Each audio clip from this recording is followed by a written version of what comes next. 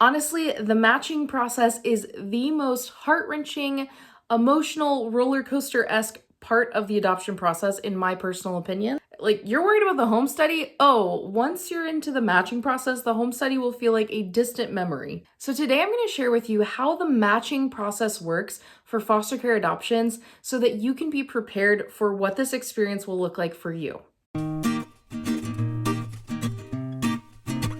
Hello there. If you are one of my subscribers, welcome back. You are near and dear to my heart, and I appreciate you so much for being here. And if we haven't met before, hi, my name is Katie, and I am an adoptive mom to 3 kids ages 5 through 12 that my husband and I adopted from foster care. I am also an adoption consultant, and I have helped families from all across the country get started on their adoption journeys. If you aren't sure if adoption is right for you, or you're not sure which type of adoption to do, or maybe you just have a million and one questions and it will take you hours upon hours of researching to get the answers you need, that's where I come in. So I offer online one-on-one adoption consultations where we can talk through all of your questions. Also, I can connect you to resources like agencies in your area that could be a great fit for you. I've had the opportunity to work with so many of you guys and I have loved it. So if you are interested, we haven't worked together yet, and you would like to start your adoption process and just need a little bit of extra help along the way, feel free to check out my link that I always include in the description box, as well as in a pinned comment below. Now what you're really here for. So you're actually here to hear about how that matching process works in foster care adoption. So let's get started on that. So before this, your home study needs to be done before you jump into this part of the process. It is very, very common that I'll work with clients and they'll say, hey, we haven't done our home study, or we're just getting started on our classes, but we found a kid online that we really feel like we could be a good fit for. What are the chances that we could be matched with them? I'm here to tell you a little bit of a disappointing thing.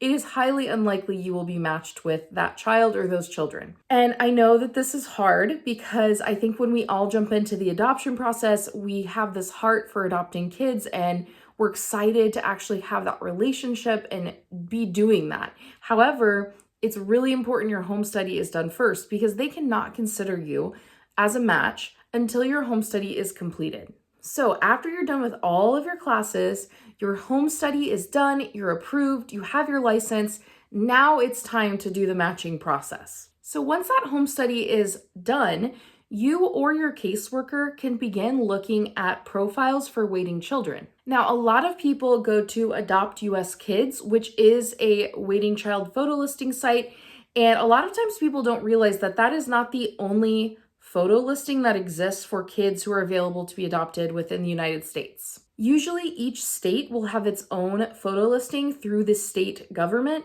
and there are oftentimes individual heart galleries for those states as well. So I recommend that you look up specifically, like I'm in Ohio, so I could type in Ohio waiting children, and I know that there's a website for the state of Ohio that has all the children, not all of them, but it has a good majority of the children who are available to be adopted on this site. They also sometimes have heart galleries through other states. You can also sometimes, it depends on the state, but I know in Ohio, certain counties will have their own photo listings. So you are not just limited to Adopt US Kids. And just a note I want to put out there about Adopt US Kids is that the kids that are placed on this website are oftentimes there because they were considered quote unquote hard to place. So that could mean that they're just older. It could mean they have some more special needs and they need a very specific family to be able to care for that child well. It could mean they're part of a larger sibling group, which also can be considered hard to place. And so just know that the kids that are there are not every single child available. And as weird as this sounds, you may not always hear back from inquiries about those kids. And the truth is because it's a national listing and so many people can see it. And that's the whole point. That's the whole point. So that more families can have an option to view these children's profile and possibly be matched and find that kid a forever home. But you can look through there. I mean, I know people who have been matched through Adopt US Kids, so it does happen. That's why it's there. But just know that there are other websites you can look at as well as you kind of go through this searching process. Now, not every agency will do this for you. Side note, this is why when I work with my consultation clients, I always tell them to ask the agencies if they search for matches on your behalf or if you are responsible to search for the matches yourself. I think it's very good when the agency actually searches on your behalf because they might have access to photo listing websites that you don't even know exist. And they also could have connections with other agencies that you just wouldn't have on your own as an individual. We had an amazing social worker in our agency who constantly was looking, to the point where, I was like, well, I want to feel like I'm involved in the process. So I would go look and I'd say, hey, could you submit our home study for this group of children? And she'd be like, oh, I already submitted you on them and 8 others tonight. And I'm like, okay, clearly you don't need me, which in some ways was kind of funny because I wanted to feel like I was doing something, because the matching part of the process is the time where all of a sudden it feels like you're not really doing much to move forward. Like you're not taking classes, you're not prepping for the home study, you're waiting. And so it does feel good to help, but at the same time, I didn't have to. And there is something nice about that, to know that someone's looking on your behalf and someone who's experienced and knows what they're doing and knows what they're looking for. And what they're going to do is, when you're interested in a child, they're going to submit a shortened version of your home study to the caseworker for that child. So then step 2 is that the caseworker for the child will review all of the home studies, kind of the shortened home studies that they've received, and they will see what matches up with the child's case. So this would be a time where, let's imagine that on your checklist, you maybe said, we don't feel comfortable taking a child with severe autism. And from that child's little profile, you couldn't really tell, but actually that child does have severe autism. That would be a time where they'd look at those 2 lists and say, okay, this doesn't match up. And so they may just never get back to you. So I know some people get confused about this because we always hear the stat that there are over 100,000 waiting children in foster care. So you're like, why am I not hearing back?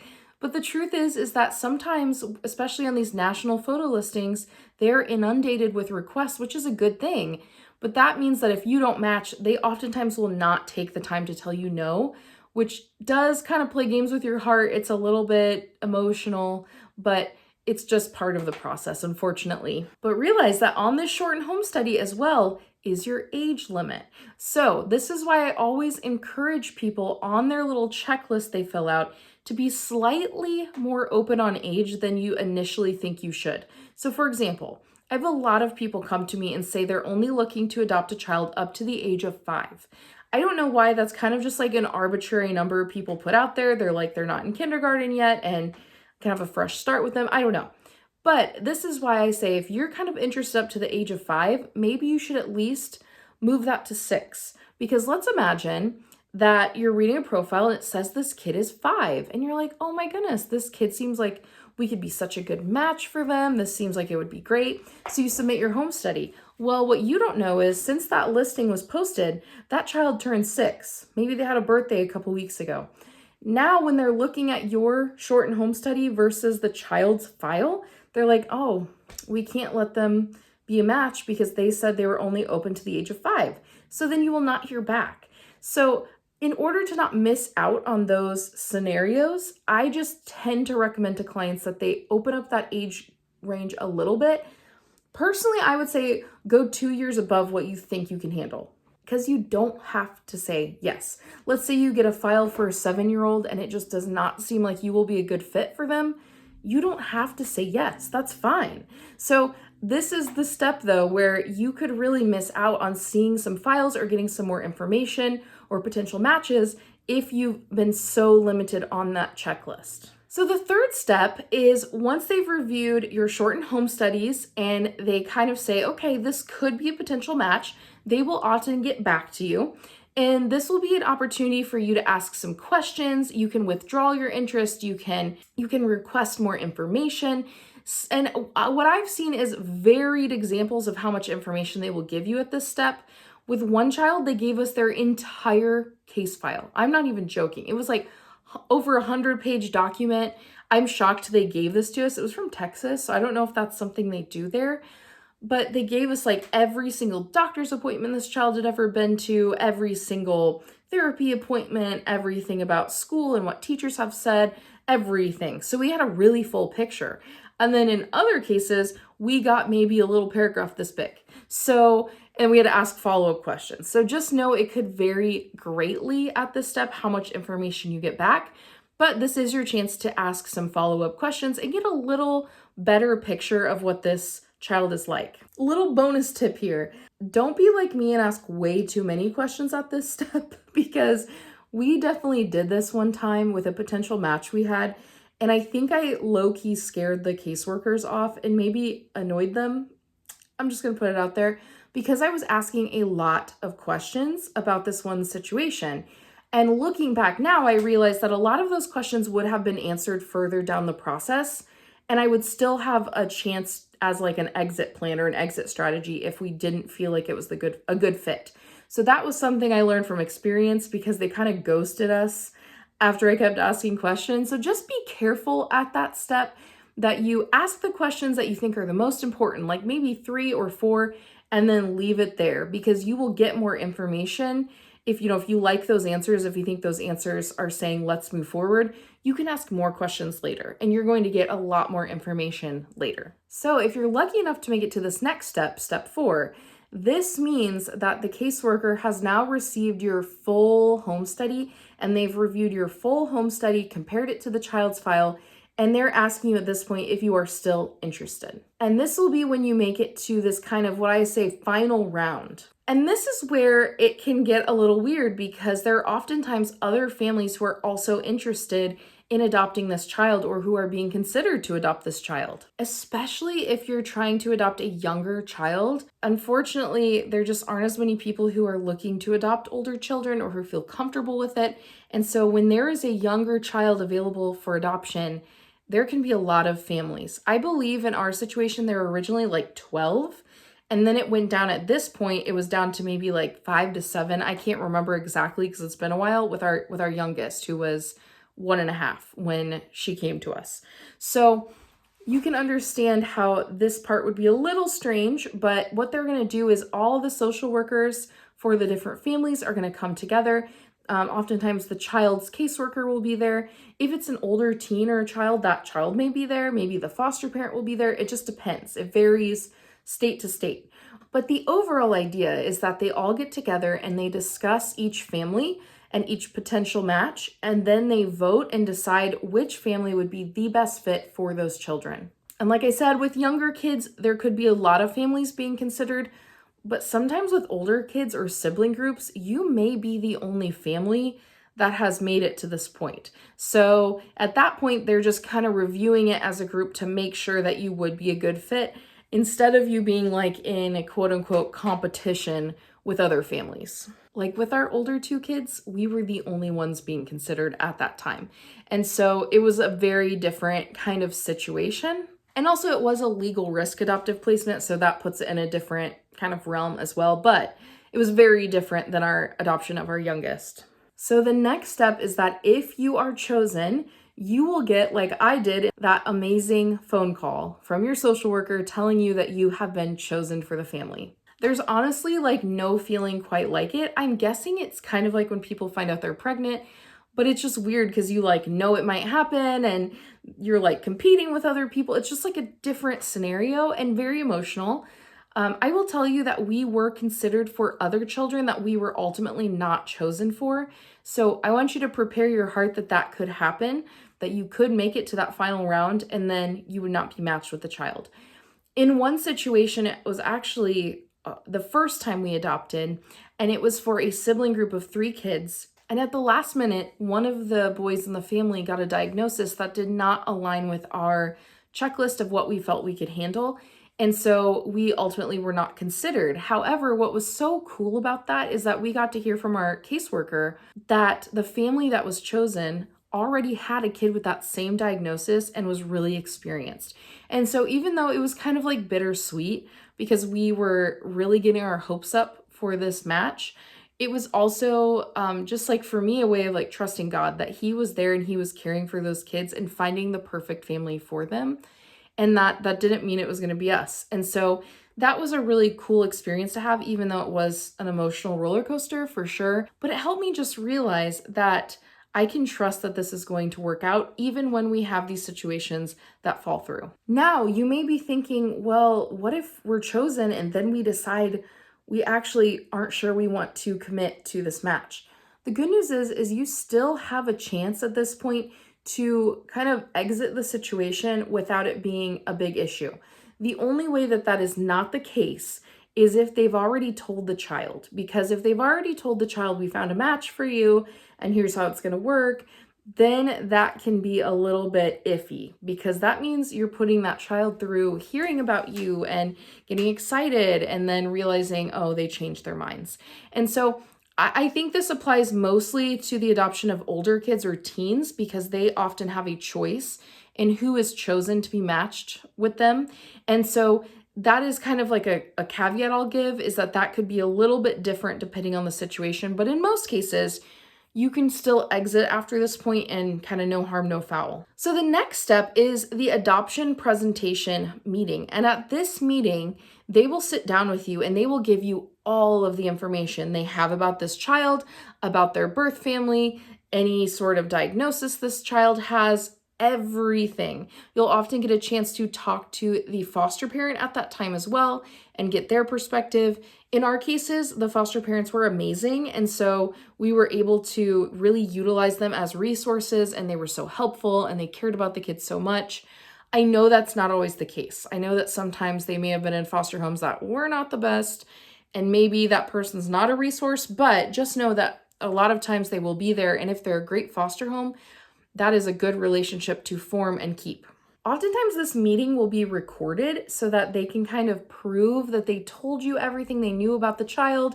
So you can't come back someday and say, well, you didn't tell us about this, So they're giving you all the information they possibly have. And then they give you a little bit of time to think through it and get back to them with whether or not you still want to move forward.